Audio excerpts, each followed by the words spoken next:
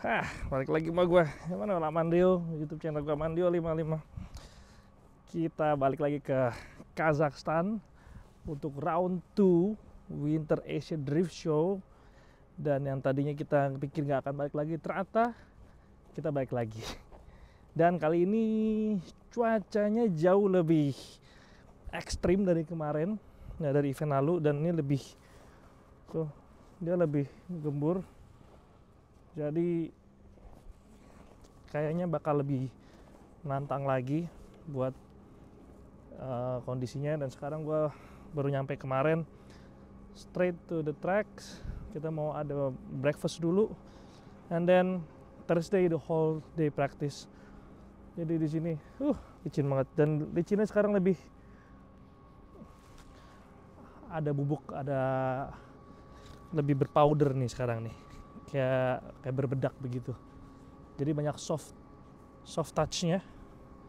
Yang we'll see, tracknya berubah juga, nggak beda kayak kemarin, nggak sama. Lebih high speed kayaknya di sini entry-nya.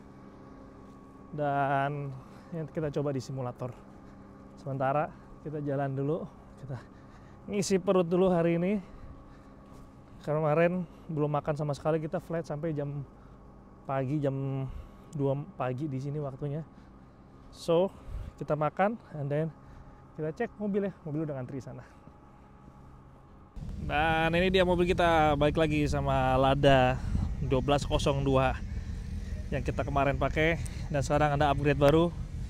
Kita dipasangin ring 15 karena kemarin kita pakai ring 14 dan kayaknya agak susah buat cari traksi. Dan ini lagi diganti bannya. Dan ini dia tracknya nih. Jadi kita sekarang start dari stage itu, kita start lebih panjang lagi ke sini. Kita coba jalan. Nah, itu dia. Jadi startnya lumayan panjang. Ada initiationnya, ada manjinya. Jadi ini kayak di Japanese style begitu caranya. Startnya lebih panjang dari kemarin. Kalau kemarin kita start di situ, sekarang kita start di sini lurus straight. Dan tracknya kali ini lebih panjang jauh, beda sama yang kemarin, lebih muter. Jadi start sama finishnya kurang lebih di track yang sama. 15 inch now? 15. Yes, Michelin. 5. Oke. Ini Yuri mekanik kita lagi gantiin ban. Jadi bannya tuh dia ada stat tire saya begini nih. Ini harus dihitung ukuran sentinya. Jadi tire pressure-nya nggak boleh terlalu rendah. Kalau nggak bisa nggak ada gripnya. Ini ban baru 185 15 inch.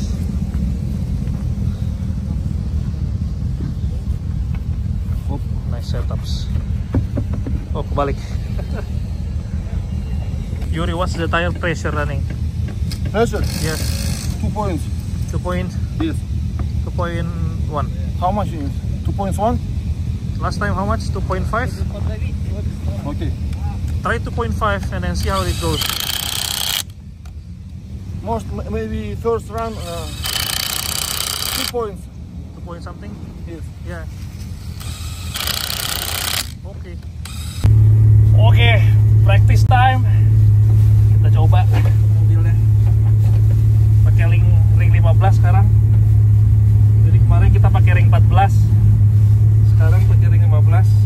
Sempit banget.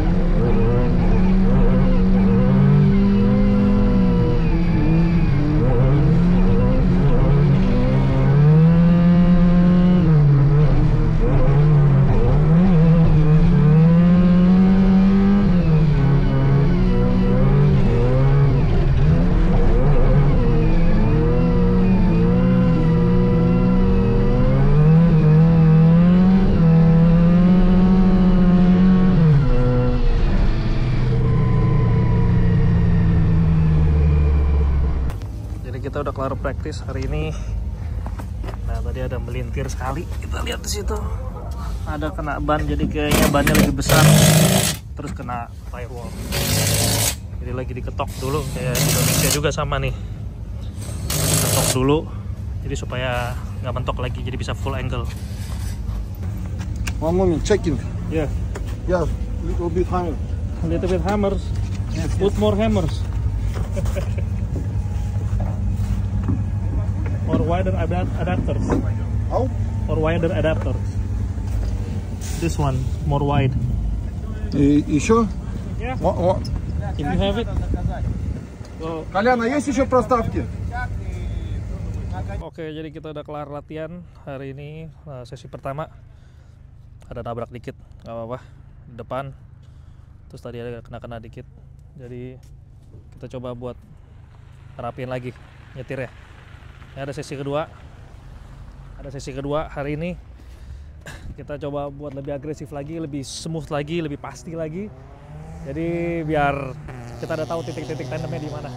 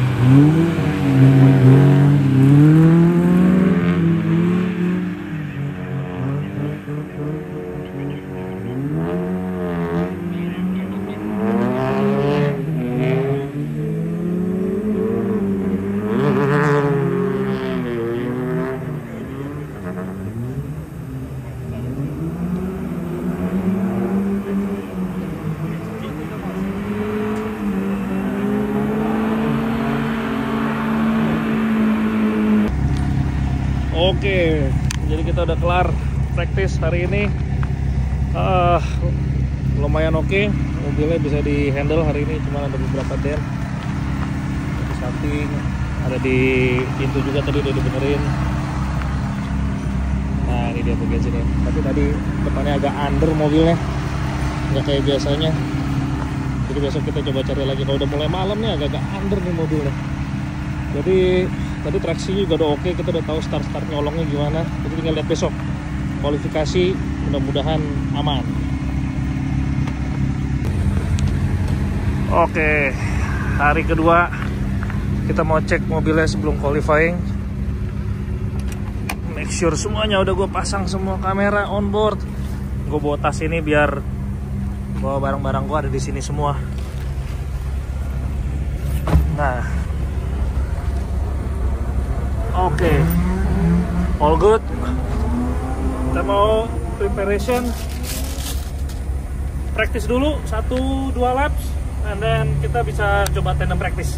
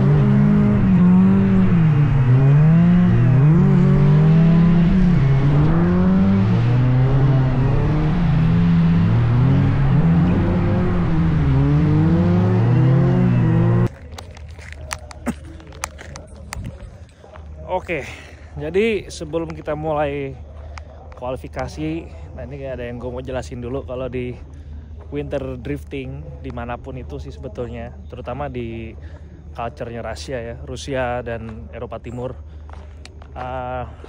mereka persaingannya tuh hampir kayak gue bisa bilang 80% yang nyetir sama semua. Jadi nggak ada yang obvious, wah ini jelek banget nilai poinnya, nggak ada. Hampir kalau lo lihat dari QTT semua, rata-rata line-nya sama, angle-nya sama, approaching-nya sama. Cuman kalau didetailin lagi, ada small detail dari seluruh aspek itu, angle, line, sama style. Ada small detail yang harus lo kerjain lagi, dan wis kenceng banget mobilnya. Mercy. Ada small detail yang jadi plus point untuk penilaian gitu. Jadi kalau kita lihat rata-ratanya 80 sampai 90. Nah, kita harus lihat nih, kan kalau mungkin di tempat lain kelihatan nih, oh 80 ini, 90, 70 tuh begini nyetirnya. 80 ke 90 hampir nggak ada bedanya di sini. Jadi triknya adalah kita cek yang top qualifiernya atau top 3-nya. Nah, plus point itu mereka ada di mana gitu. Nah, itu yang harus kita coba di run kita supaya dapat poin yang lumayan bagus gitu. Cuman balik lagi di winter ini, walaupun QTT 1 atau top qualifier, ya ini nggak nentuin karena satu, tracknya is unpredictable, gripnya juga nggak bisa ditebak, dan speed mobil rata-rata sama. Yang kita kaget kadang-kadang ada mobil yang tiba-tiba kencang sendiri. Nah itu kita belajar dari mereka. Sebelum QTT kita track mapping dulu. Tracknya udah mulai berkabut, jadi udah mulai nggak kelihatan sebenarnya. Jadi kita lihat dulu mobil-mobil lain gimana approachingnya. Объективность. Судья не может объяснить, что он сделал. Почему он забрал баллы? Невнятная перекладка. Вялая. Невнятный ответ. Вялое судейство. Вот что мы можем как бы противопоставить всему этому, понимаешь? Ой, я Да, прям Эммануэль всегда- Амандио. Да, Это- с восторгом. Кстати, а если вы пересмотрите фильм, в честь которого назван этот пилот, с ней, то, может быть, у вас ваш союз будет максимально крепким. Именно сегодня, 14 февраля, откроются те двери, которые до вас ранее не открывались.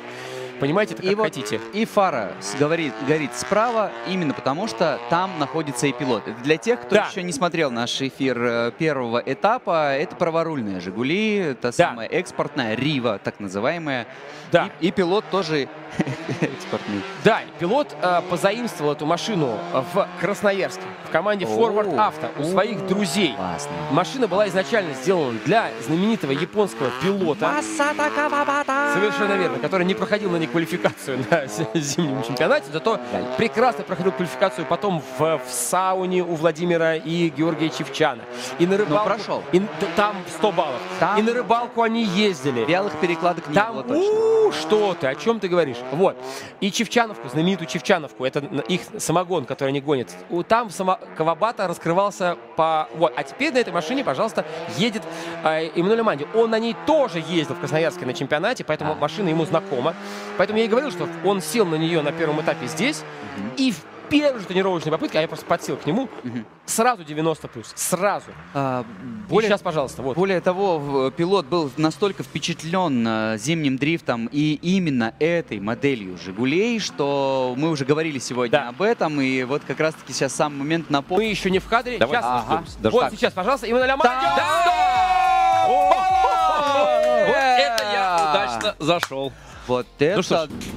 Приглашенный пилот команды АСП Гест из Индонезии Эммануэль Амандио становится победителем квалификации второго этапа Winter Asia Drift Show. И сейчас его личный переводчик Тимур Губаев расскажет, узнает у нашего гостя, какие же эмоции испытал пилот.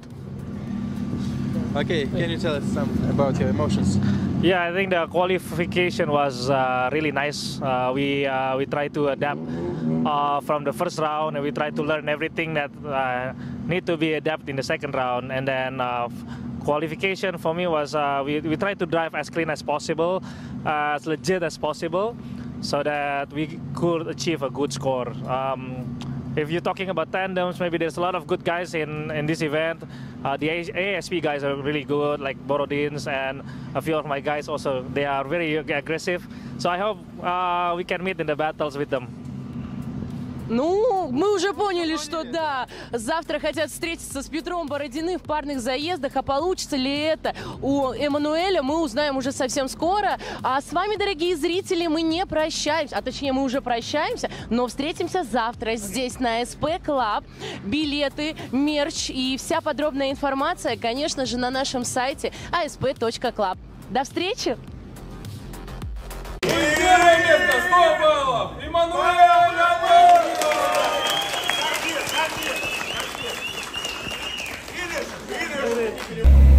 Oke, jadi itu kita puji Tuhan di titik ke-1, first point 97, yang kedua 97, yang pertama kita dapat 100, jadi kayaknya average-nya 1. Jadi puji Tuhan banget, udah bisa senyum sekarang.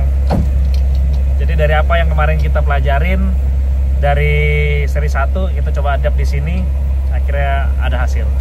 Jadi kita tinggal battle, besok ada practice battle, kita coba maintain pace-nya, sama pace-nya, dan mudah-mudahan dapat hasil yang terbaik. Oke. Good morning. Jadi kita hari ini siap-siap buat practice tandem sebelum top 32. Udah mobilnya lihat masih es nih, jadi ini harus dikasih air dulu biar nggak ngembun. Biasa gitu. Kalau di dalamnya udah pakai heater, tapi tetap aja ngembun. Ini resikonya kalau pagi-pagi embunnya jadi ice. Tapi nggak apa-apa, kita coba. Bannya baru semua, udah di mark. So semua orang akan dapat ban yang sama, tipe yang sama buat di ban belakang. Jadi nggak ada yang curang-curang. Jadi kita lihat besok, kita lihat nanti tandem kita sama siapa. Kita dapat 2 run untuk cek run, cek track. Tracknya juga udah diperbaruin. Biasanya kalau pagi gini agak licin, jadi kita harus kalau bisa jangan di grup-grup awal sih, grup-grup tengah lah. Nanti kita lihat ya gimana hasilnya. Место может идет либо к развороту или к вылету, к чему-то такому, чего мы не хотим. Поэтому первый широко, второй близко. Вот, собственно говоря, и все правила. Я құрметті достар, біз бүгін екінші кезеңнің шешуші күні, демек бүгін біз жұптық ойындар тамашалайтын боламыз. Ереже бойынша біздің кестедегі ең бірінші тұрған біздің қатысушымыз ең соңғы болып тұрған қатысушымен жұптық дрифтке шығады. Яғни кеше бізде ең үздік бұл бірінші позицияға шыққан Эммануэль Амандио 8-ші нөмірлі қарсыласымен жұптық ойынға шығады. Жұптық ойында 2 айналым болады, яғни біріншісі егерде бірінші Эммануэль мырза шығатын болса, екінші ойында ол кісі артқы позицияны ұстайтын болады. Яғни старттық нүктеден біздің алғашқы жұптық ойынымыз басталды. Қазір рет-ретімен мен әріптестерім сіздерге түсіндіріп өтеді. Ну и первый стартует у нас с правой дорожки, и его последователь с левой дорожки. Вот постановка у нас уже случилась. Я хочу отдать должное Хуршету, что он не отстает. То есть по темпу он держится за Эммануэлем. Эммануэль, напомню, у нас лидер квалификации. Он на 100 баллов, на максимально возможный результат прошел квалификацию. Хуршет, дабы не отстать, жертвует немножечко траекторией. Едет по внутренней. Это возможно. Вот сейчас вы обратили внимание, если то он пересек одним колесом синюю линию, преследователю это можно делать. Лидеру категорически нельзя. А преследователю можно. Посмотрите, какой близкий парный дрифт. Кто бы мог подумать? Ты куда? Не перегоняй, ни в коем случае не обгоняй. Видите, что происходит? Очевидно, что у Хуршета больше темпа, его машина чуть быстрее, и для того, чтобы не распрямиться, у него вот есть проблемы определенные держать этот темп, который задает лидер. Ой, друг мой, как жалко, что вот здесь ты проиграл, к сожалению, вот этот проезд.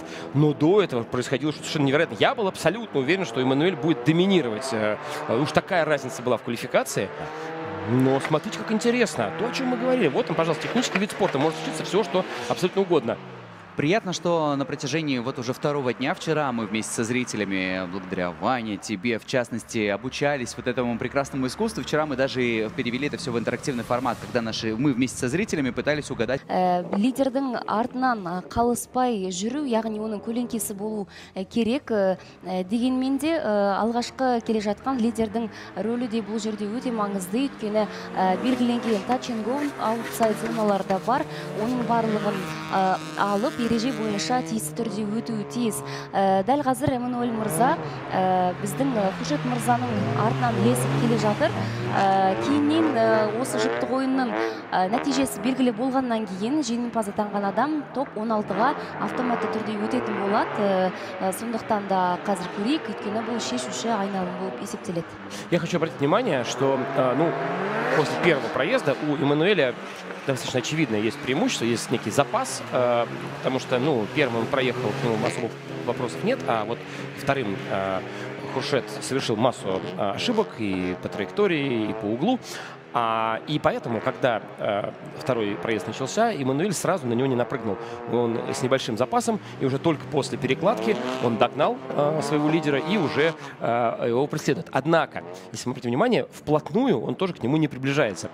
Я думаю, это правильно, потому что, памятуя, как машина нервно двигалась у Хуршета до того, если ехать к нему вплотную, то можно попасть как раз в такую ситуацию, когда что-то подведет. Но именно... Вот один интересный нюанс, вот сейчас он будет очень заметен на перекладке, то есть когда автомобили меняют траекторию движения там слева направо, делать это максимально синхронно. Это тоже очень красиво и значимо для судей, я так понимаю. 100%, конечно. Вот мы сейчас увидим вот эту, и вот она... И вот сейчас...